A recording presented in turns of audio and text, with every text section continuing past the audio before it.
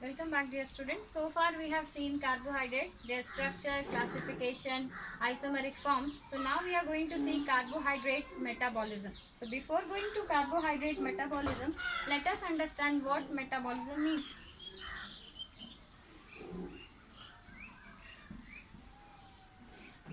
So when you perform any kind of reaction in a lab, you use a test tube, and inside a test tube you mix two reactants and get the reaction. Reactions are A plus B. It is going to give you C plus D, and use some catalyst. For example, Cu2 plus is used as a catalyst.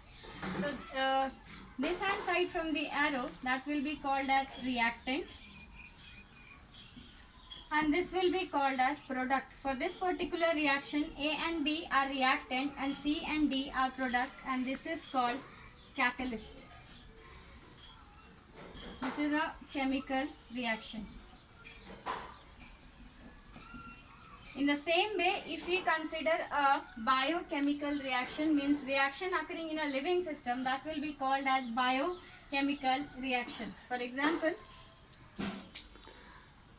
fatty acid plus glycerol, it is going to give you lipid, and enzyme for use for this is lipid synthetase, and NADPH is going to convert it to NADP plus. Now let's find out the component of this particular reaction. So this is a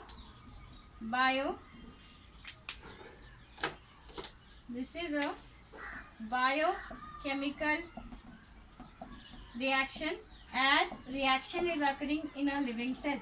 Now this biochemical reaction, this fatty acid and glycerol, they are reactant. Lipid synthetase is an enzyme. So enzymes are nothing. In order to fasten up chemical reaction, you need catalyst. So in order to fasten up biochemical reaction, you need catalyst. Such biological catalysts are called enzyme. This is product, and this is coenzyme.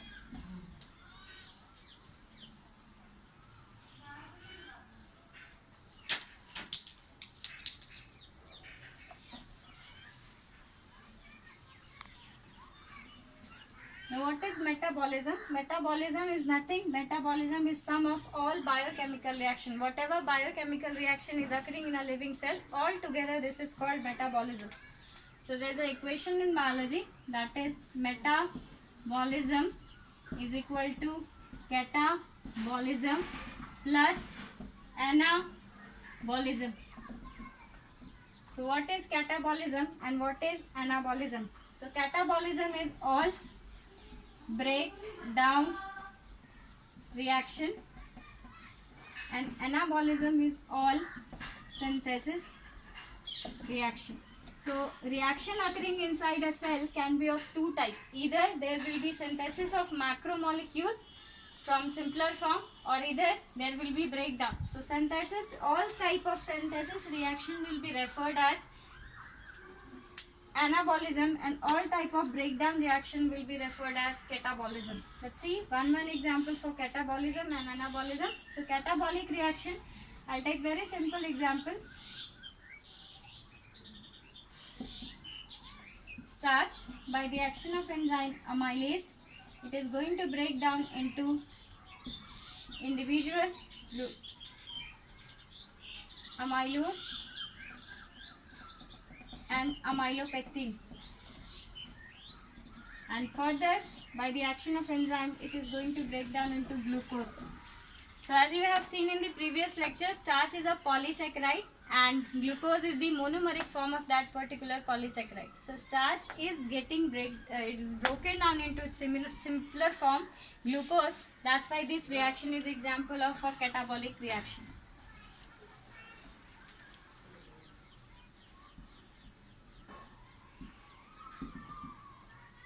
Anabolism, we have seen fatty acid plus glycerol by the action of enzyme lipid synthetase NADPH is coenzyme and NADP plus is cofactor, and fatty acid and glycerol condense and they are going to give you lipid. So this reaction is synthesis reaction. Simpler form is getting conjugated and going to give you complex form, that is lipid. So this reaction is example for anabolism. So let's quickly revise. Metabolism is sum of all biochemical reaction occurring inside a cell. That biochemical reaction will be of two types. If it's synthetic reaction, called as anabolism. If it's breakdown reaction, called as catabolism. Now moving to carbohydrate metabolism. The first step of carbohydrate metabolism is glycolysis.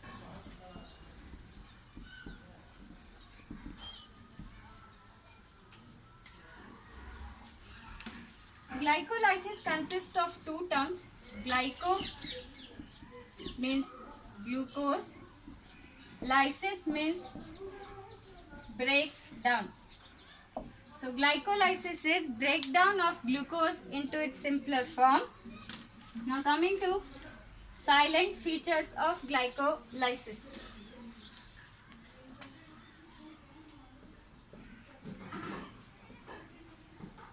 First, its site.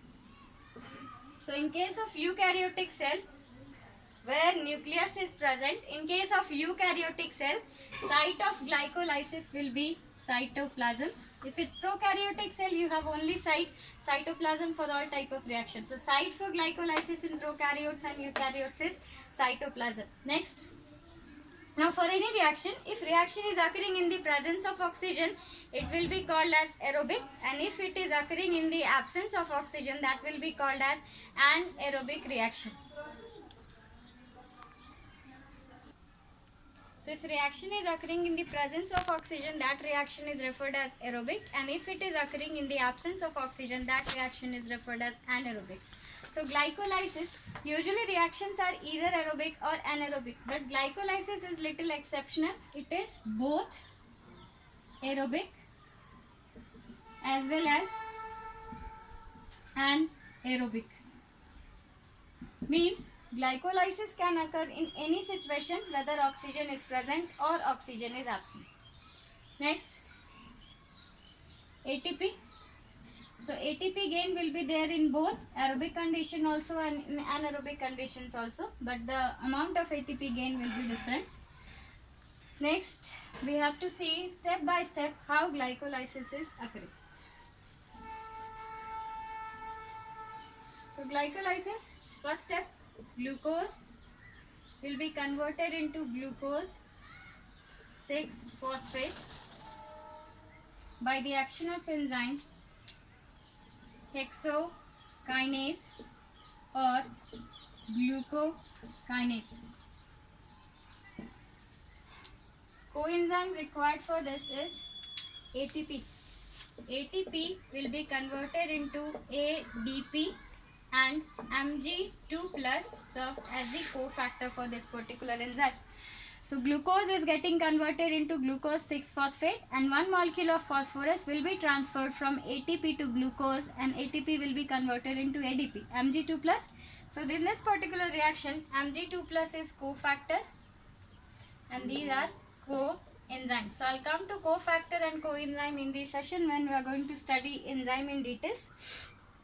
Next step, glucose will be converted into fructose 6-phosphate by the action of enzyme phosphoglucoisomerase. So what phosphoglucoisomerase is doing? Phosphoglucoisomerase is converting glucose 6-phosphate into fructose 6-phosphate.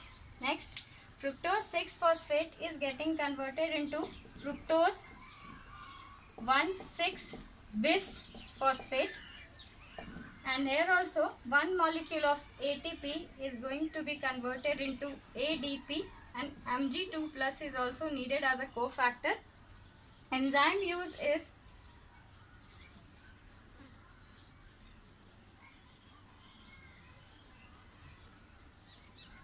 phosphofructokinase. So usually you can see in a reaction wherever kinases enzyme are going to come in action, either phosphorylation will be occurring or dephosphorylation will be occurring.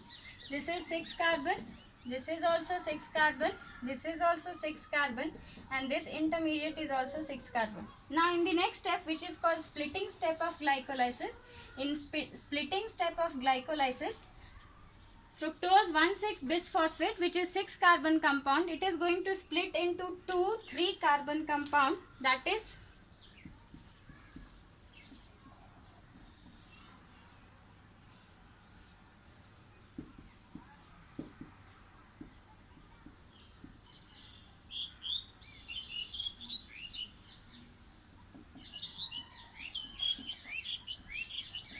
these are most simplest trioses. This is 3 carbon and this is also 3 carbon. 1 2 3.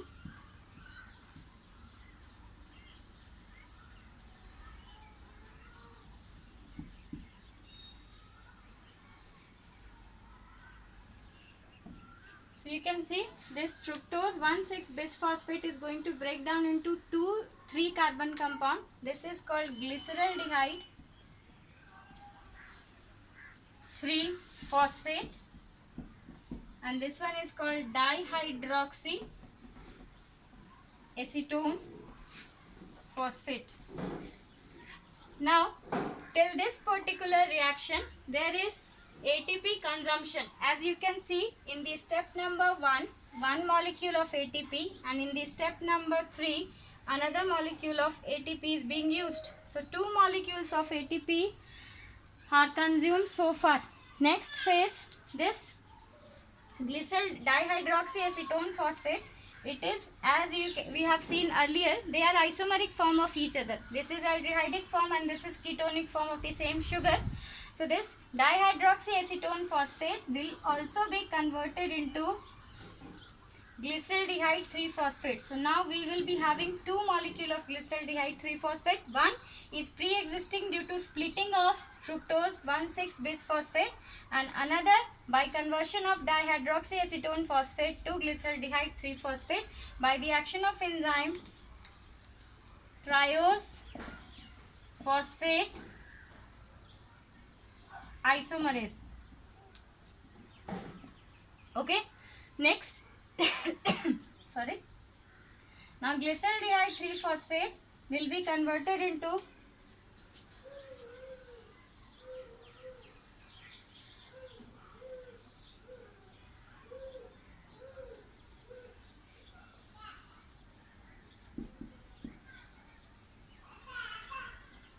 glyceraldehyde 1,3-bisphosphate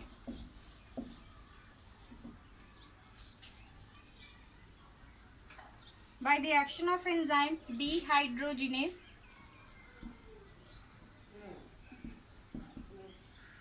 And in this particular reaction, 2 molecule of NAD plus will be converted into NADH.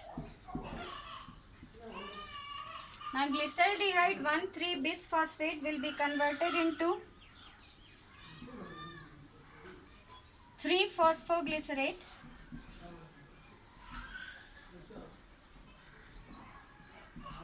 by the action of enzyme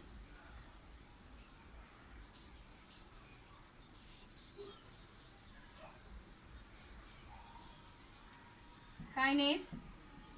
Now in this particular reaction, 1 molecule of ADP will be converted into ATP.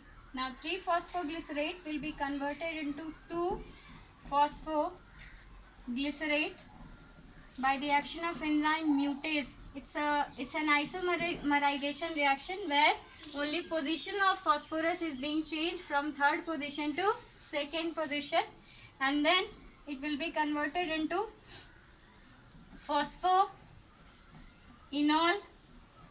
pyruvate by the action of enzyme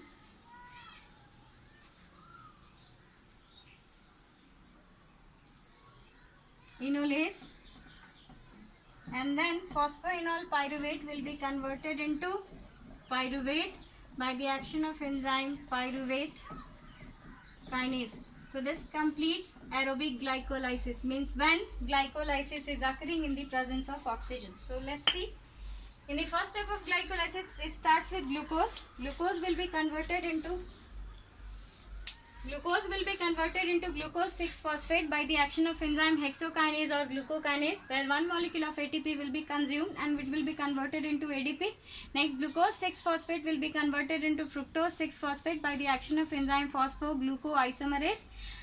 Fructose 6-phosphate will be converted into fructose 1,6-bisphosphate. After this 6-carbon intermediate is going to split into two 3-carbon intermediate, that is glyceraldehyde 3-phosphate and dihydroxyacetone phosphate. In the very next reaction, the dihydroxyacetone phosphate will also be converted into glyceraldehyde 3-phosphate. So you have ultimately 2 molecule of glyceraldehyde 3-phosphate. Now whatever gain or loss will be occurring, that will be for 2 molecules. So 2 molecule of glyceraldehyde 3-phosphate will be converted into 2 molecule of glyceraldehyde 1,3-bisphosphate. Then glyceraldehyde 1,3-bisphosphate will be converted into 3 glyceraldehyde